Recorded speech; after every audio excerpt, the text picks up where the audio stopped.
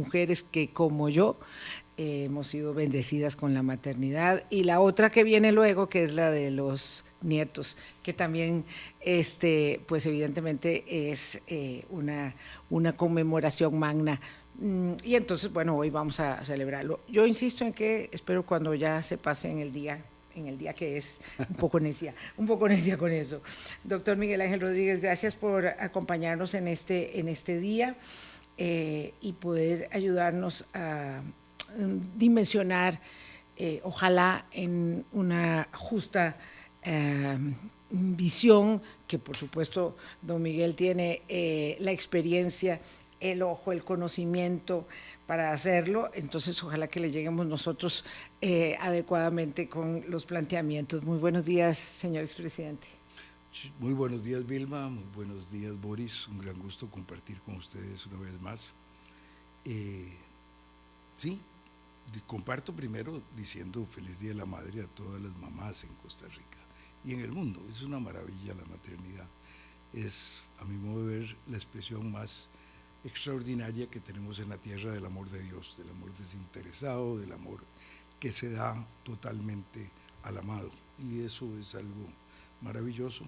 Algunos tenemos la mamá en el cielo, otros tienen la dicha de tenerla todavía en la tierra.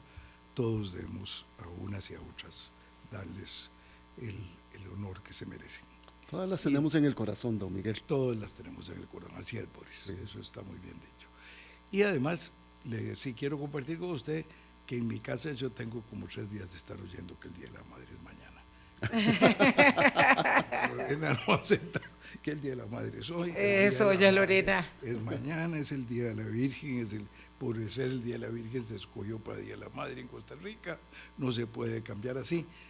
Yo entiendo el cambio que se hizo para el tema de la pandemia, la situación de los hoteles, el turismo, cuando no había, pero ya eso pasó. Este año ya estamos recuperando los niveles antes de la pandemia, de manera que debería volverse a poner que el Día de la Madre es el 15 de agosto. Es que muy bien, don Miguel. Creo que la ley tiene vigencia hasta el próximo año.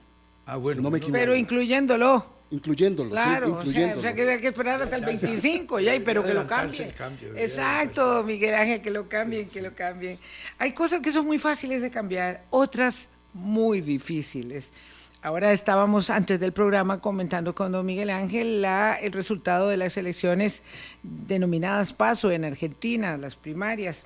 Son unas elecciones muy particulares, son únicas. Sí. Son unas elecciones rarísimas, pero bueno, de lo raro de la elección, que es previa a la elección presidencial nacional de fin de año, lo cierto es que emana, ¿verdad?, como una pedrada en un tablero, la candidatura de Javier Milei, que pues estaba ubicado en el 3er lugar y para algunos más abajo, y que iba a sacar pocos diputados, y ya se sabía, porque yo no sé por qué hay gente que se da por sorprendida de que él iba a ser capaz, el electorado iba a ser capaz de irrumpir, como está haciéndolo en muchas partes, en muchas democracias, irrumpir con una respuesta fuerte contestataria, y lo ha convertido en el primer lugar de esa elección, y hay mucha estupefacción de alguna manera en el escenario político.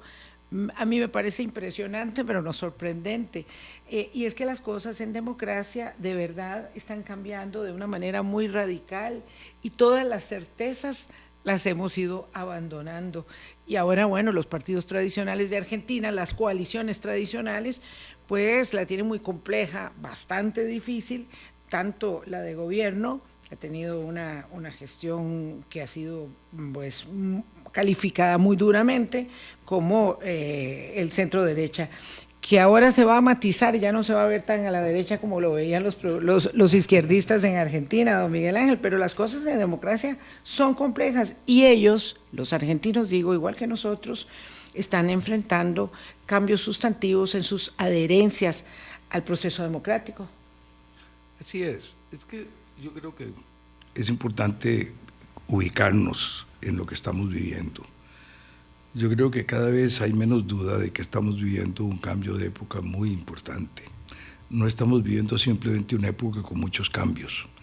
Yo creo que a veces yo digo, ¿cómo se sentirían los romanos allá en el 400 415, 418. Ya tenían varios años de que le había pasado la primera de las invasiones que venían del norte, pero todavía Roma iba a mantenerse varias décadas ahí, pero sabían que las cosas estaban cambiando y hasta dónde iban. ¿Cuándo supieron cómo era la Edad Media? 3 siglos después, 4 siglos después, se conformó ya el cambio. El cambio fue muy lento. O cómo que estaban viviendo en el tiempo del Renacimiento, la Reforma, la Contrarreforma, el descubrimiento de América, la entrada de la ciencia, el cambio de que el conocimiento era lo que había dicho Aristóteles y Platón, a que el conocimiento es lo que se investigaba experimentalmente. Bueno, las posiciones de Galileo tardaron 100 años en que se convirtieran en algo que ya en la ciencia se manejaba. La revolución democrática, el nacimiento de la época contemporánea, es una época en la cual viene lentamente en Inglaterra creándose la revolución parlamentaria, viene la independencia de los Estados Unidos, que esa irrumpe y cambia más rápidamente que las otras cosas, y la Revolución Francesa, donde a la caída de la monarquía de Luis XVI, lo sigue la democracia 100 años después, cuando se termina Napoleón III. En el interín hay todas las cosas, o sea, son cambios lentos, difíciles, complicados. Lo previeron alguna gente. Ortega y Gasset hace casi 100 años habló de un cambio de época. La Iglesia Católica, con el Concilio Vaticano II, llamó al ayornamiento a un cambio, porque estaba viéndose un cambio de época. Y este es un cambio de época en que todo está cambiando. Yo creo, Vilma, que tal vez, y creo que usted va a estar de acuerdo conmigo, el cambio más importante, más trascendental, de más consecuencias que hemos vivido en los últimos 100 años, es el cambio del rol de la mujer. Ese cambio nos cambia la familia, cambia de una familia jerárquica donde hay una claridad de la autoridad, donde hay una autoridad muy definida, una manera muy clara de transmitir valores, sea que todas fueran de una forma u otra, pero lo cierto es que era el patrón de que mentalmente se tenía la familia. El cambio de la familia y la irrupción en la academia. Es increíble, pero la primera doctora en Alemania es esta extraordinaria monja carmelita Santa Teresa Benedicta de la Cruz, que es una judía conversa, que es la primera doctora allá en 1920 en Alemania. O sea, no había mujeres doctoras, no había mujeres catedráticas. Nos parece que eso es una cosa que pasaba hace muchos años. No. Son cambios muy recientes. La participación de la mujer en la política. En Costa Rica, ¿cuántas diputadas había antes de que mi mujer irrumpiera con el tema de las cuotas de las mujeres en el partido y se metiera en todo ese cambio? Bueno, eran muy, muy contadas. Ahora es la mitad prácticamente de los que están en el Congreso. Entonces, el cambio que se ha dado es muy rápido en ese campo, en la comunicación, el campo de ustedes. Sí. Es decir, ¿qué era la comunicación hace 20, 25 años comparado con ahora, cuando no estaban las redes sociales? Era otra cosa totalmente distinta de lo que tenemos hoy día.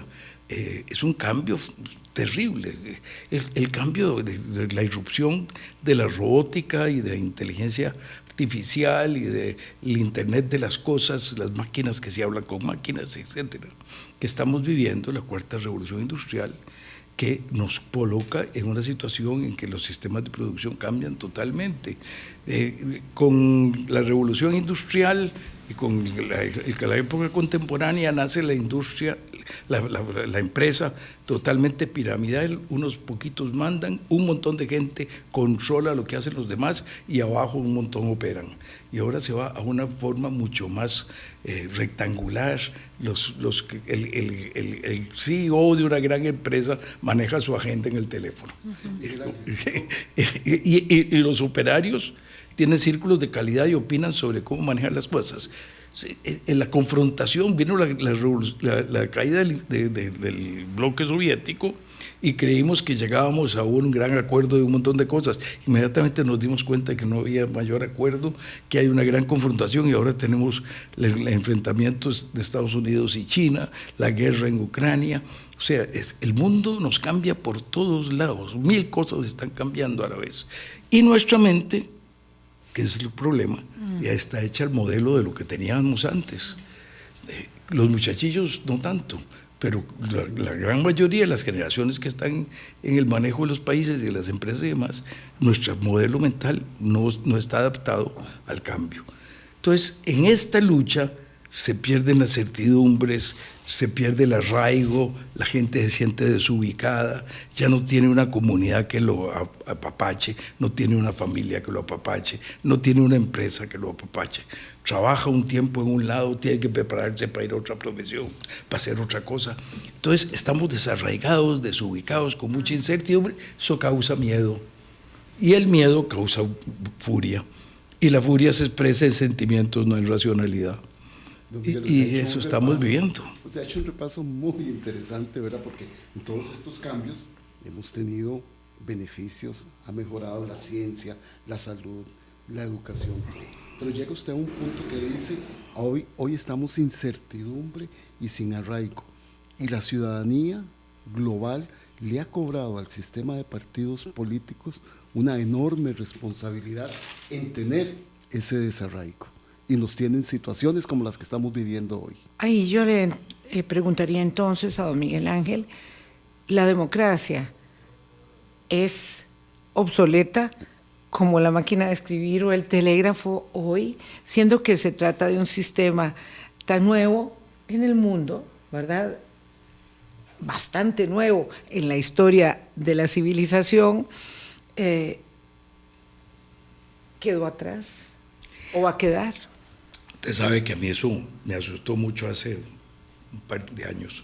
Un amigo al que estimo mucho, que he vivido mucho tiempo en Oriente y en Cercano Oriente y en Egipto, una persona que tiene una experiencia del mundo muy amplia de distintas culturas, me dijo, ¿usted no cree, Miguel Ángel, que dentro de 100 años van a ver a nuestra época y van a decir, mira aquellos ilusos que creían que se podía vivir en democracia?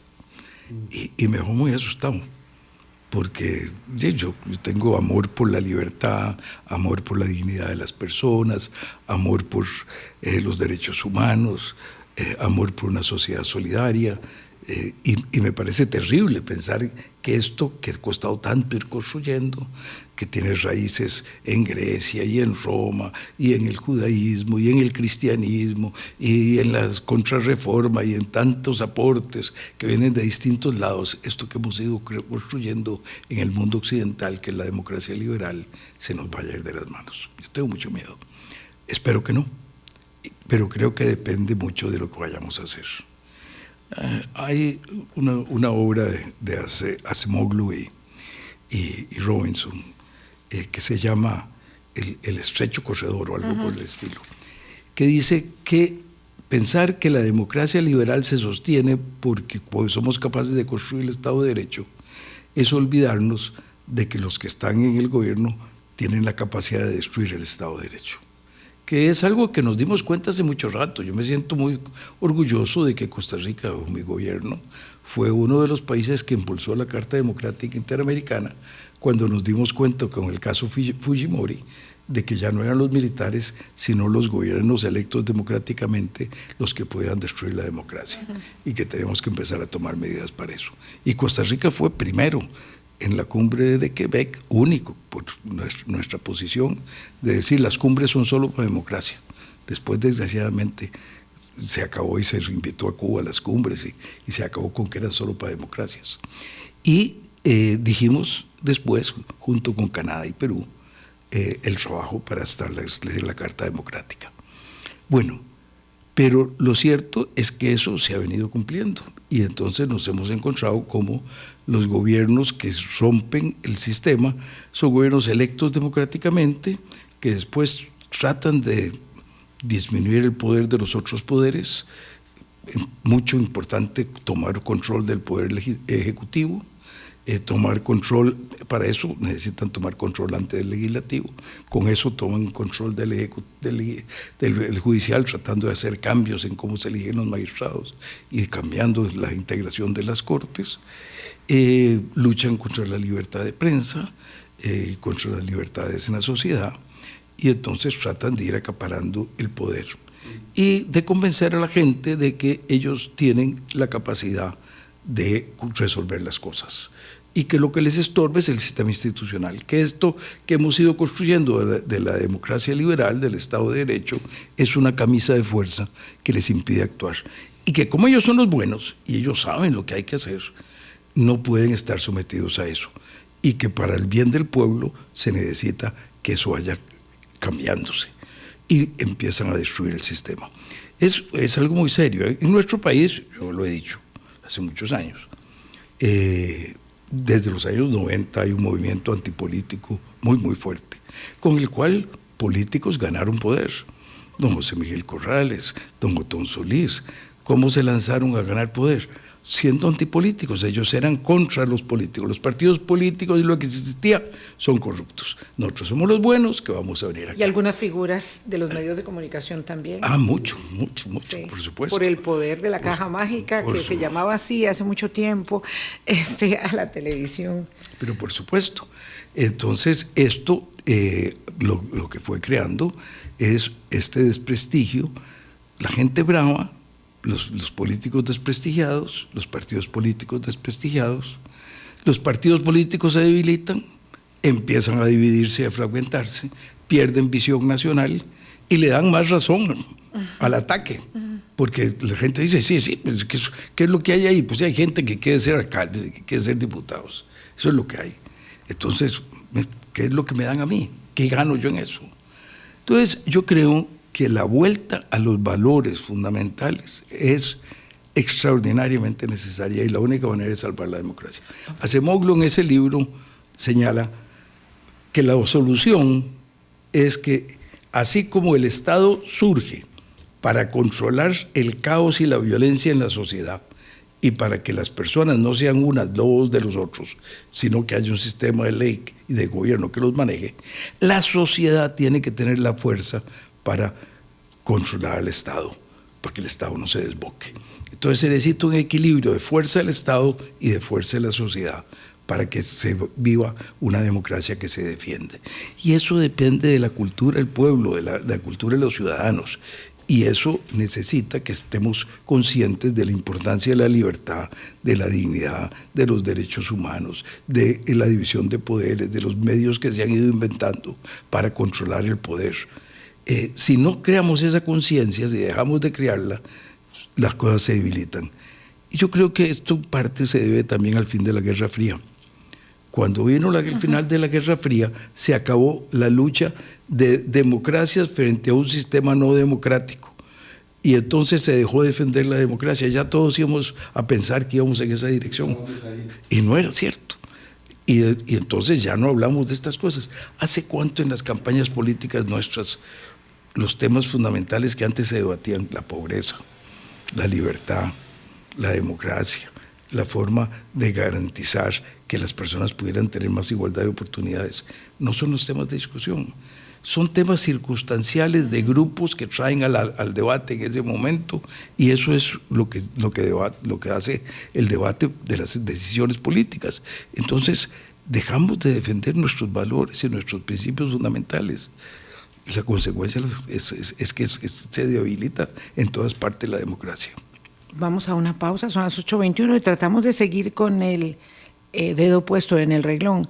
¿Cómo, verdad, en este momento de devaluación del apego a la democracia de los ciudadanos en América Latina, pero muy puntualmente de los costarricenses, vamos a redinamizar ese proceso pedagógico de cultura de defensa y promoción de la democracia, Ya volvemos.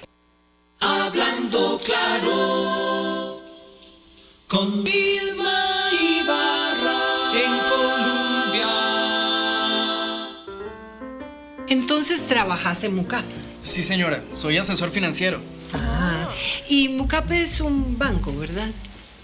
No, no somos un banco. Ofrecemos soluciones financieras como los bancos, pero más rápido, sin tanta vuelta, asesorando más a la gente y a las empresas. No se trata solamente de venderles, sino de cómo uno los ayuda de verdad. Y no estamos solamente en Cartago, servimos a todo el país. En Mucap somos menos banco, más voz. A las que viven, un abrazo. A las que se fueron, una oración. Y a las que serán, felicidades, mamá. Hoy, en Pocas Horas Radio, una gran historia. Sí, todo comenzó cuando mis amigos me decían que nunca iba a poder tener uno. ¡Qué suspenso! ¿Pero qué era eso tan imposible? Tener un carro, creí que nunca podría. Llamé a Copealianza y me aprobaron el crédito rapidísimo. La atención es inmediata. Unifique sus deudas. Copealianza sí le resuelve. Su crédito aprobado en pocas horas. Contáctenos al 2785-3000 o visite nuestro Facebook. Acciones pequeñas, acciones grandes. Juntas suman. Sumemos buenas acciones. Costa Rica lo merece. Colombia, desde 1947. Una historia de éxitos.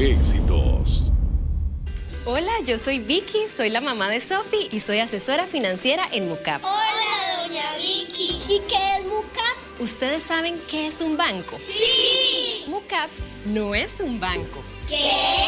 Mucap sirve para ayudarle a las personas y empresas a ahorrar, a financiar una casa, a cuidar su platita, pero con productos y servicios que de verdad les ayudan a alcanzar sus metas. En Mucap somos menos banco, más voz. Hablando claro, con Vilma Ibarra, en Colombia. Con un país en sintonía, 8:24 minutos de la mañana. Hablamos de la democracia que sufre debilitamiento y las causas, hemos hablado, no sé, perennemente, podríamos decir en un programa que dedica tanto de su tiempo y de sus convicciones a este tema, a tratar esas causas. Antes de la pausa decíamos, doctor Miguel Ángel Rodríguez, cómo restablecer, dinamizar una cultura de defensa y promoción de valores democráticos cuando pareciera, por las reacciones que uno logra medir, digamos que a flor de piel, y también en el Latinobarómetro y también en los estudios locales de opinión pública, que hay un gran cinismo, una desafectación que se traduce en enojo y en cinismo respecto de la democracia misma. Entonces, qué difícil posicionar la idea de que la libertad es un valor fundamental, que está en riesgo virtud de la emergencia de liderazgos. Usted señalaba muy precisamente el tema de la electodemocracia, que en América Latina tiene un punto de inflexión importante con Fujimori, pero que luego se va extendiendo con Chávez en Venezuela, luego Maduro, y ahí seguimos con la historia más reciente. Y hoy la gente pareciera querer golpear el sistema democrático y sus instituciones como una respuesta de enojo frente a las clases políticas. ¿Cómo revertimos esto? Sí, el tema es complicado porque el enojo, la mayor incertidumbre, la frustración de la gente, que por supuesto, no puedo dejar de decirlo, tiene también apoyo en ineficiencias del gobierno y en actos de corrupción en gobiernos. Los gobiernos de la democracia no son la pomada canaria, son seres humanos e instituciones humanas tratando de resolver problemas muy complejos que no tenemos los recursos para resolverlos todos a la vez, ni el conocimiento, y que entonces requieren entender que el proceso de desarrollo es gradual y va poco a poco, y que hay dificultades, y que hay avances y retrocesos.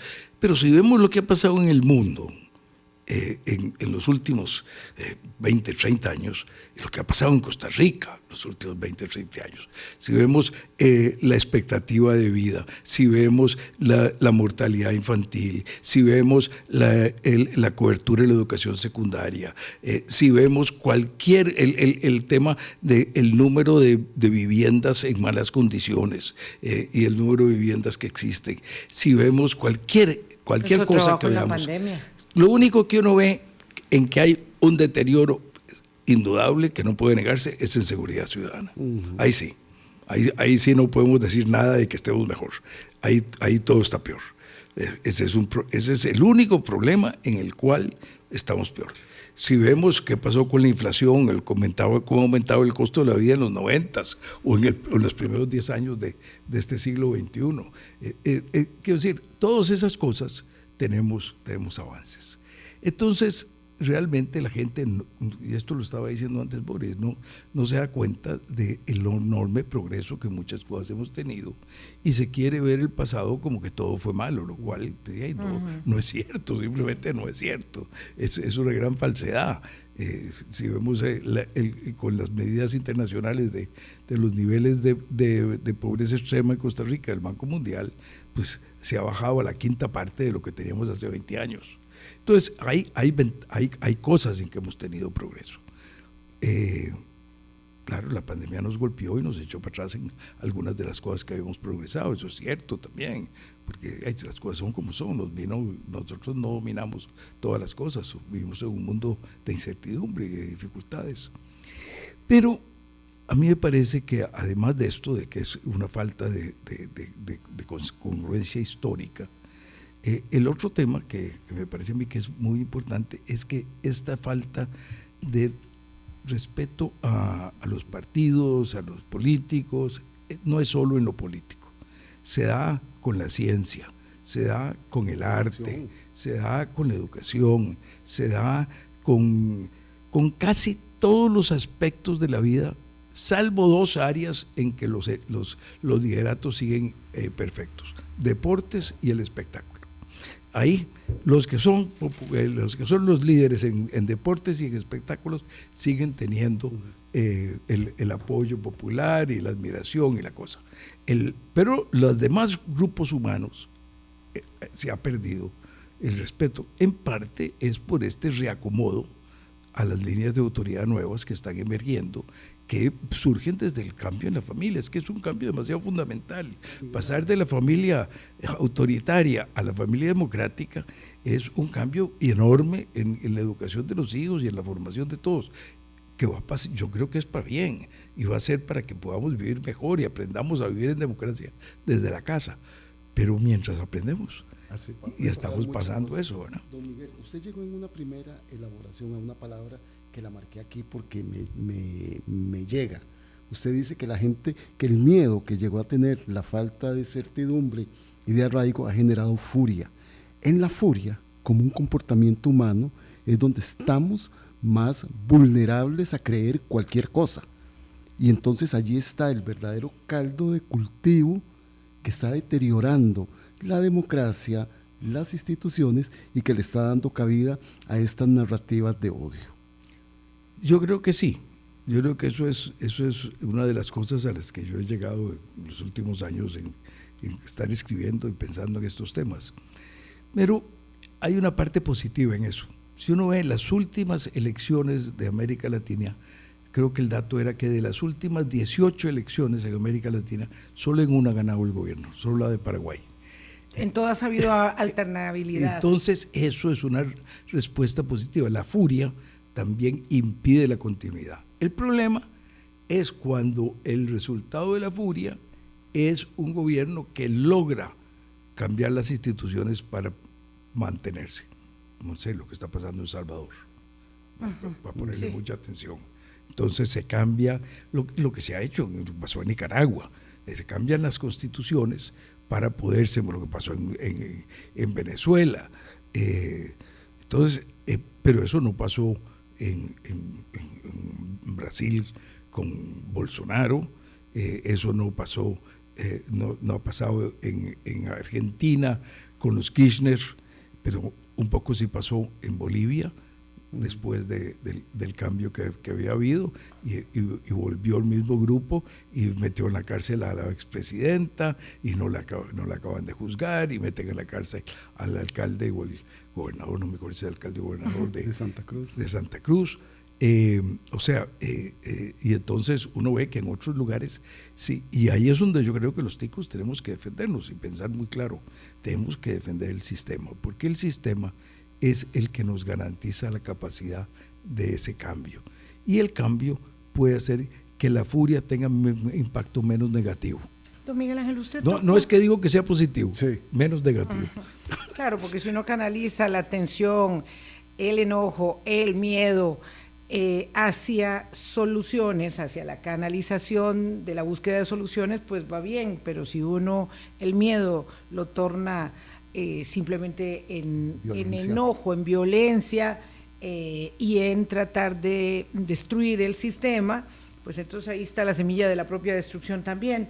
Usted habló de un asunto que me interesa también tomar.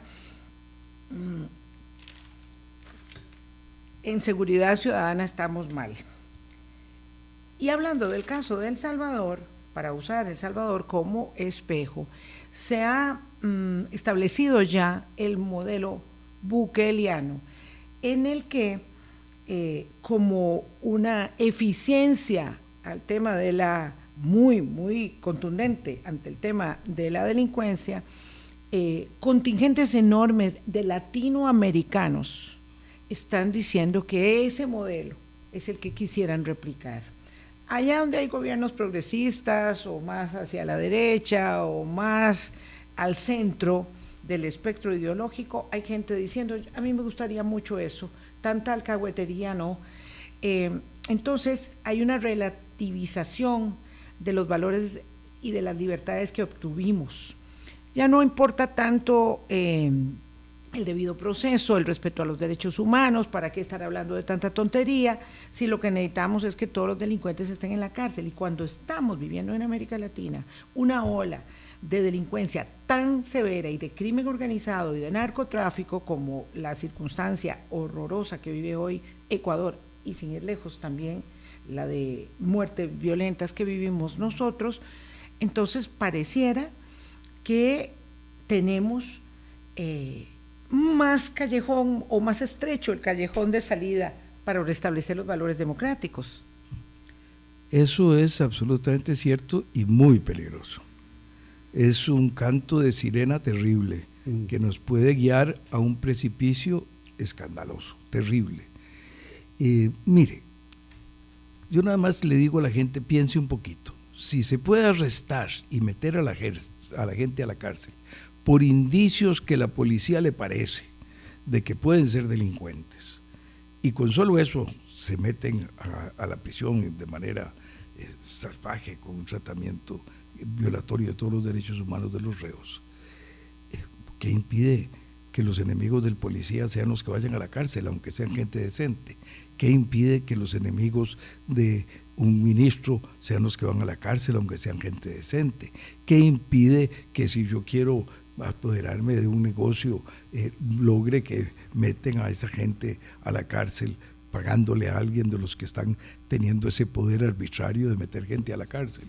Y si después los juicios se hacen de grupos de 900 personas, piensen, 900 personas en conjunto siendo juzgados para tener una sentencia.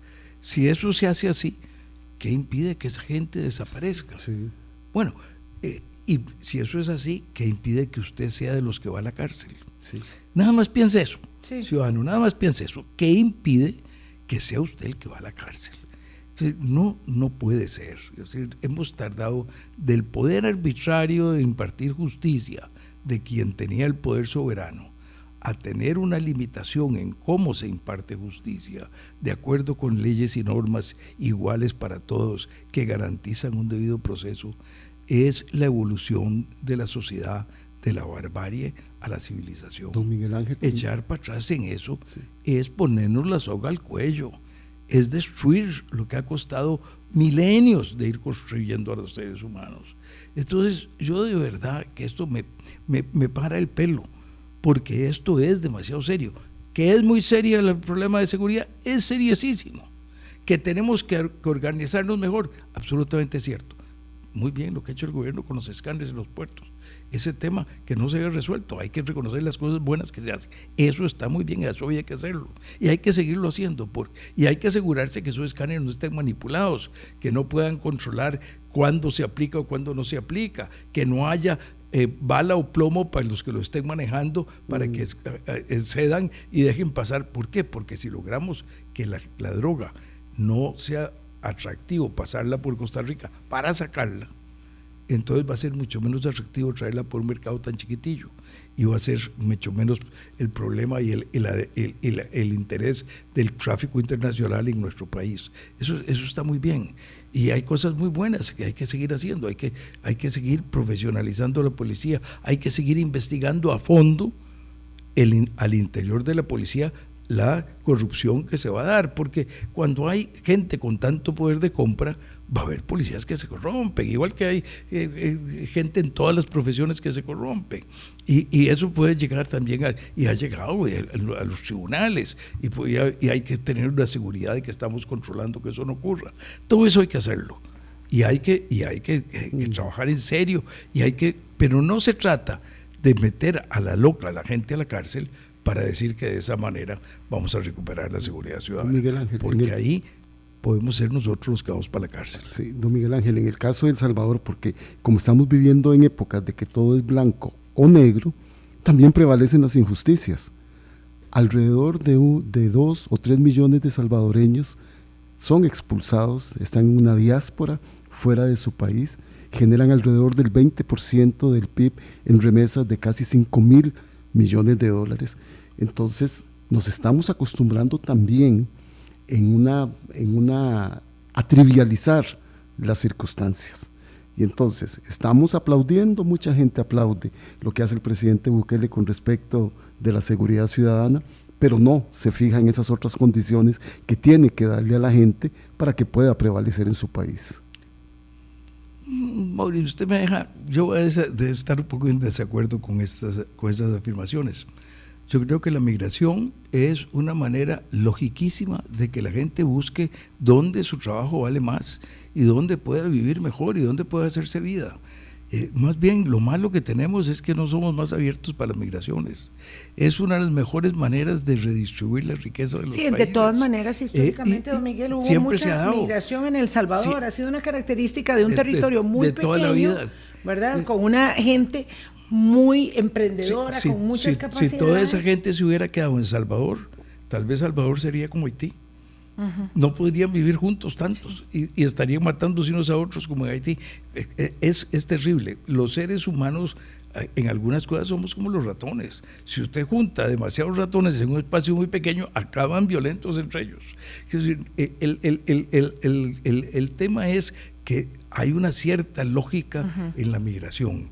Más bien, lo que deberíamos buscar es que esa lógica se respete. Sí, que no es lo mismo, don Miguel Ángel, y ya que tenemos esta deriva temática tan abrupta que plantea Boris, sigamos por ahí, que no es lo mismo, ¿verdad?, lo que ha sido tradicionalmente la diáspora salvadoreña, particularmente en Estados Unidos, que lo que ha implicado a partir de la degradación del sistema político y de la democracia, la dramática diáspora de millones de venezolanos del país, huyendo en las condiciones que tienen que salir, ¿verdad? Claro. No es que toman un avión y se van a buscar un mejor modo de vida, no, es que van caminando dramáticamente a través del tapón del Darién para seguir hacia Estados Unidos buscando su sueño. Lo que pasó por Cuba desde que llegó Fidel Castro, lo que está pasando en Venezuela, lo que ha pasado con Nicaragua, donde cuántos nicaragüenses han salido para Costa Rica y para otros lugares, y a otros los expulsan y les quitan la nacionalidad, los declaran traidores y les quitan los bienes. Una cosa dramática. La pérdida del sistema de derecho, la pérdida del Estado de Derecho es terrible para los seres humanos. Porque la pérdida de la libertad, finalmente volvemos a ello. Primero relativizamos todo y nos parece muy interesante observar desde lo lejos, sin poner en riesgo nuestras libertades, que allá en El Salvador el presidente del Ejecutivo tome control de la Asamblea Legislativa, tome control del Ministerio Público, tome control de la Asamblea Constitucional, y uno desde acá, en esta comodidad, muchas personas dicen, yo no, muchas personas dicen qué bien que este señor con tanta, a mí me gustaría que tuviéramos un Bukele, yo lo veo todo el tiempo aquí en las redes del programa cuando hablamos de estos temas, ustedes no, pero a mí sí me gustaría. Claro, cuando aquello deriva en atropellos a la libertad, cuando el hijo de uno es detenido sin razón ni motivo, porque tenía un tatuaje o porque se parece a otro y van a detenerlo primero y a preguntar después, entonces ya no me gusta. Entonces yo no estoy de acuerdo porque el hijo mío no es delincuente. Y ahí ya no tengo nada que objetar, porque ya yo perdí el Ministerio Público, la Sala Constitucional, el recurso, ya no tengo nada que hacer, don Miguel, y ahí es donde aquello se vuelve tan dramático como para apostarle todo, en esa furia y ese cinismo, a la pérdida del sistema de pesos y contrapesos de la institucionalidad democrática, y ahí es donde yo creo que hemos fallado en el modelo educativo, porque no fuimos capaces de aprender qué servía o para qué no la democracia. Fallamos en el modelo educativo, fallamos en accidentes que van ocurriendo, que nos caracterizan. Los partidos tradicionales se fueron debilitando, se convirtieron mucho en menos que máquinas electorales nacionales, más en máquinas electorales cantonales. Eso debilitó el atractivo que tienen para la población en general. No le está ofreciendo soluciones a la cotidianidad, a las cosas diarias de la sociedad. Y tenemos problemas enormes que enfrentar y que resolver, pero enfrentar y resolverlas con conocimiento, con inteligencia, con análisis, con búsqueda de consensos en temas tan importantes como para mí el más básico de todo, la educación. Si nosotros tenemos que darnos cuenta, y este país increíblemente todavía a estas alturas cree que tenemos un buen sistema de educación, y tenemos un sistema de educación que en secundaria no cubre la población que tiene que cubrir, ni siquiera el número, que la calidad hace que en las pruebas internacionales, en las pruebas de PISA, en la habilidad, no en el conocimiento de memoria, no, en la habilidad para aplicar lenguaje, para aplicar matemáticas, para aplicar ciencia, andamos 1 año y medio, 2 años atrás del promedio de los países que tienen un buen sistema educativo. 1 año y medio, 2 años atrás, los muchachos de 15 años. Eso es terrible. Que el sistema terciario, el porcentaje de gente que tenemos en educación universitaria es bajo comparado con América Latina, no es bajo comparado con Europa, es bajo comparado con América Latina. Que tenemos un sistema donde por años hemos estado contratando a los maestros sin saber si tienen los conocimientos adecuados, sin hacerles exámenes de conocimientos. Desde hace 12, 13 años, yo vengo clamando por esto. En el gobierno pasado, el diputado Jiménez, don Warner Jiménez, logró que se pasara una ley para establecerlo. Todavía no está operando para hacerles la exámenes. Resistencia, porque la zona de comodidad terrible. Pues eso es el terrible. Y que después de que los nombramos, no se les ayuda en el primer año en que dan clases. Un arte es como si un jugador de fútbol lo contratan y ya después no lo entrenan. Es decir, el proceso de manejar un arte requiere la práctica. Y después de la universidad, el primer año es como los médicos. Debería tener gente que los esté yendo a ver. Y después hay que evaluarlos todos los años, porque el que no se evalúa, no hay manera de cómo ayudarlo a que mejoren lo que no está haciendo bien. Pero nosotros ni los analizamos cuando los vamos a nombrar, ni los ayudamos después de nombrados, ni después los evaluamos para ayudarlos en el servicio. Entonces, esto crea un sistema educativo que se nos ha bajado de calidad terriblemente. Entonces, ni cubre la población que tiene que cubrir, y sin embargo de esto no estamos hablando ni preocupándonos. Y esto debería ser la primera preocupación nacional, porque es la manera de generar oportunidades, es la manera como en el siglo XIX Costa Rica logró salir con eso, y con nuestra apertura al comercio internacional del café y el banano, logramos salir de ser los más pobres de Centroamérica a ser los que estábamos a la par de Argentina allá al cambio del siglo, al inicio del siglo XX, en 1900. Estábamos en educación y en índices de salud a la par de Argentina, que era un país bastante desarrollado. Porque es decir, ¿cómo hemos perdido esa capacidad nosotros de concentrarnos en buscar soluciones previsoras y de consenso y de acuerdo de nuestros grandes problemas nacionales? Seguridad ciudadana, educación, el envejecimiento de la población que estamos viviendo, que hace que lo que hicimos con la Ley de Protección al Trabajador ha sido esencial para poder mantener el sistema hasta ahora, pero no es suficiente. Y tenemos que hacer cambios de fondo, tenemos que ir a una pensión básica universal y tenemos que hacer cambios en los sistemas de pensiones que hoy día existen. Tenemos que ver cómo vamos a financiar la salud, que no podemos seguirla financiando con impuestos sobre el trabajo, porque los impuestos sobre el trabajo son absolutamente discriminatorios y están creando informalidad y nos están dificultando la incorporación de la gente al mundo del trabajo formal, que es donde deben estar. No podemos seguir financiando la lucha contra la pobreza con un 5% sobre los salarios también. Eso debería desaparecer, eso debería ir a otro tipo de impuestos, pero eso significa que vamos a tener que vivir con lo que este gobierno debería estar defendiendo, lo propuso, pero no lo ha defendido en serio, que es la renta global, para hacer más justo el sistema de renta. Y menos cargarlo sobre la producción y más sobre el consumo. Bueno, todos esos son temas de fondo fundamentales que tenemos. Y esos temas de fondo no se pueden ocultar en simplemente el manejo de la furia contra el pasado, contra lo que lo hemos hecho bien, contra que estos son malos y estos son buenos. No, tenemos que volver a encontrar la forma de hablarnos entre nosotros en paz, en tranquilidad, hacer cosas. El gobierno pasado, don Carlos Alvarado tiene mala opinión pública, pero el gobierno pasado se logró reformas fundamentales que no se habían podido lograr. Yo dejé la ley del IVA desde mi gobierno, en el 2001, 2002, ¿Cómo cuesta y avanzar? se aprobó en el 2018. El tema de la regla fiscal la propuse en el 88.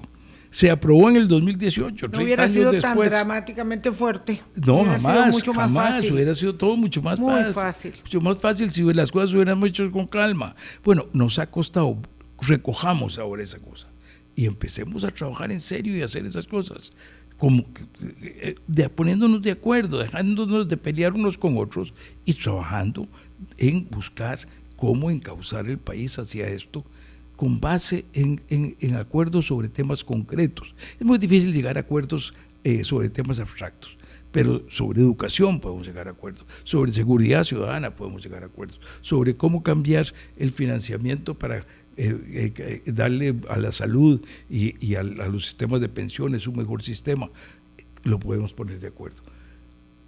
Hagámoslo. Pero ¿por qué tenemos esta incapacidad de los operadores políticos? ¿Por qué esta desnutrición de liderazgos ha sido patente en mostrar una disminución tan acelerada de capacidades para precisamente apuntar a esos problemas que hay que solucionar? Y entonces seguimos enfocados en algo que está siendo muy efectivo, que es un discurso muy polarizante, que no está entrando a resolver los problemas, sino que señala permanentemente las debilidades del sistema. Y ahí es donde yo tengo una gran preocupación, porque esto que usted dice no tiene ninguna discusión, no hay nadie que pueda estar en contra, me parece. Sin embargo, no estamos ahí. No estamos tratando de resolver los problemas de la educación, los problemas de la seguridad ciudadana, más allá de una contención que es insuficiente, ¿verdad? Más allá de un escáner, más allá de acciones puntuales, que sale la policía de Cruzitas, que vuelve a ir a Cruzitas otra vez. Y entonces toda es esta sensación de impotencia y de deterioro, como si no hubiese la posibilidad de cambiar para mejorar y volver a creer en nosotros mismos y volver a sentir que somos capaces de reencontrarnos a pesar de nuestras diferencias. Bueno, yo creo que la única solución para esto es hacerlo. ¿Y cómo hacerlo? Es muy fácil decir eso, pero ¿cómo hacerlo? Sí. Bueno, yo creo que cómo hacerlo hay que volver a llamar a la gente a participar en las cosas públicas, a meterse a los partidos políticos. Yo le digo, usted, el partido que a usted le parece que es el que a usted le gusta, trate de meterse ahí, trate de lograr que haya ahí que usted pueda hacer fuerza con otros, para que buscar que ese partido piense. Ahora vienen las elecciones municipales.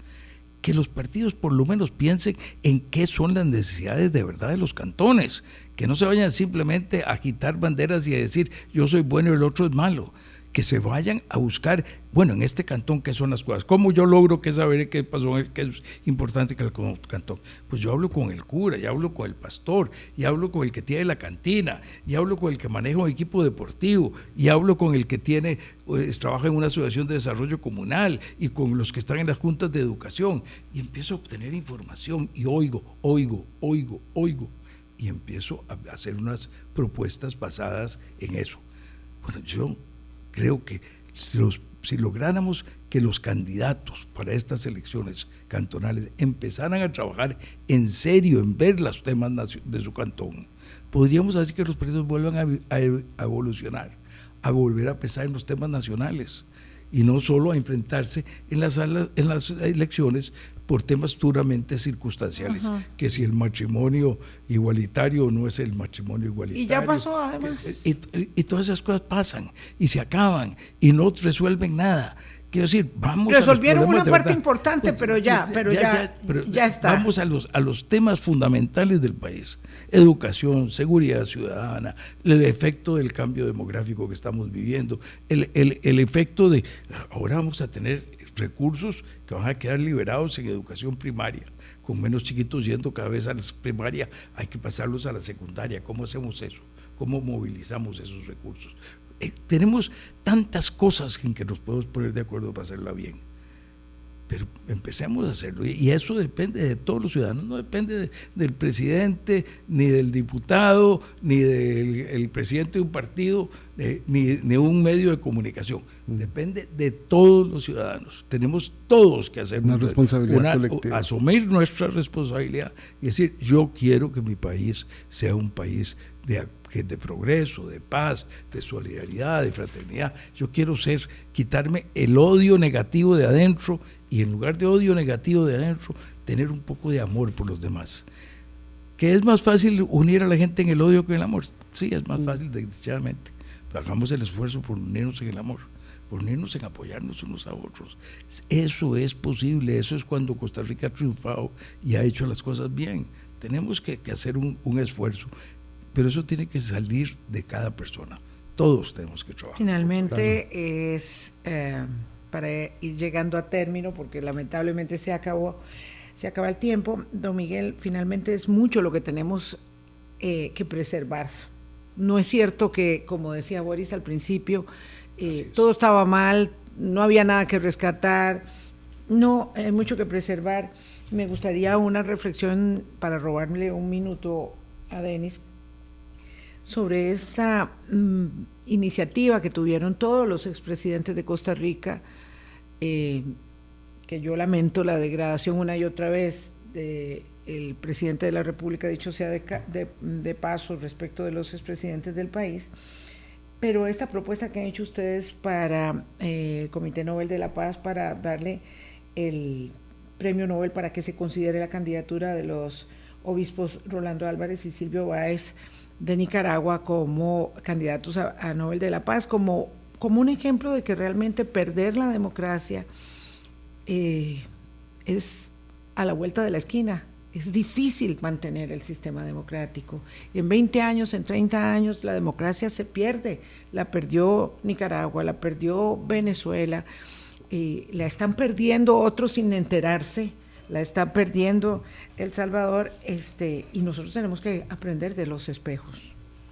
Así es, Vilma. Yo me siento muy orgulloso de esa iniciativa que tuvimos. Es muy justificada. Monseñor Báez, arzobispo auxiliar de Managua, en los eventos dolorosos del 2018, acompañó a las personas que sufrieron en las calles. Más de 350 personas fueron asesinadas en las calles de ciudades y pueblos de Nicaragua. Acompañó después los procesos para tratar de encontrar un camino de solución y de acuerdo en Nicaragua para volver a una vida más civilizada. Y fue amenazado de tal forma que el Vaticano le pidió que saliera de Nicaragua para evitar que lo mataran. Y Monseñor Álvarez ha dado un ejemplo extraordinario de incluso no querer salir del país para demostrar que él se queda ahí, y después de eso la respuesta que tuvo fue que le metieron en un día 26 años de cárcel en un juicio sumarísimo, espurio, terrible. Entonces, realmente estas dos personas representan lo mejor de la lucha valiente de un país lucha pacífica en favor de los valores de la democracia, de la dignidad, de la libertad de las personas. Y yo creo que es muy interesante que de 3 partidos políticos diferentes, expresidentes de Costa Rica, nos hayamos unido para darle nuestro apoyo al premio Nobel para estos 2 obispos de Nicaragua. Ese premio significaría un apoyo internacional muy importante a la paz en Nicaragua, a la democracia en Nicaragua, a la libertad en Nicaragua. Y eso es paz, democracia, libertad para Centroamérica y para América Latina. Gracias, don Miguel Ángel, por haber venido y estar con nosotros en este día feriado. De verdad ha sido muy gratificante la conversación. Nos quedamos cortos con algunos temas, pero si quieren seguir a don Miguel Ángel Rodríguez, anotado como está en la modernidad de la comunicación, ahora escribe en Delfino, y ahí tiene temas siempre interesantes, muy actuales, de nuestros desafíos como sociedad y con puntos de vista y opiniones que son muy pertinentes. Gracias, don Miguel Ángel. Muchas gracias, Vilma, muchas gracias, Boris. Encantado de compartir con ustedes hoy. Sigan adelante. Igualmente. El mantener programas de opinión pública es parte de lo que nos ayuda a preservar la posibilidad de ponernos de acuerdo civilizadamente. Gracias. Muchas gracias, don Miguel. Pásenla muy bien. Mañana hablamos del Día de la Madre. Chao. Hablando claro, con Vilma Ibarra en Colombia. Bienvenidos a En Pocas Horas Radio. Hoy tenemos una invitada con un testimonio que nos puede interesar a todos. Mi problema era un pequeño plástico rectangular que te permite comprar aunque no tenga dinero. A mí no me quedaba ni para terminar el mes. Gracias a Cope Alianza tengo una única tarjeta y hasta me sobra el dinero. Cope Alianza sí le resuelve. Su crédito aprobado en pocas horas. Contáctenos al 2785-3000 o visite nuestro Facebook. Feliz Día de la Madre en Costa Rica les desea Columbia, la emisora que está en el corazón del pueblo. En Grupo Mutual nos gusta ser parte de su progreso con la solidez y la garantía que busca. Diseñamos diferentes propuestas de ahorro e inversión para que el sueño de su viaje sea una realidad, el cambio de su carro sea un hecho y el esfuerzo de su nuevo negocio sea un éxito. En Grupo Mutual enseñamos las mejores propuestas para invertir y ahorrar con atractivas y competitivas tasas de interés, además de transmitirle esta costumbre a los más jóvenes con las cuentas de ahorro infantil y juvenil. Más información en grupomutual.fi.cr. Mutual.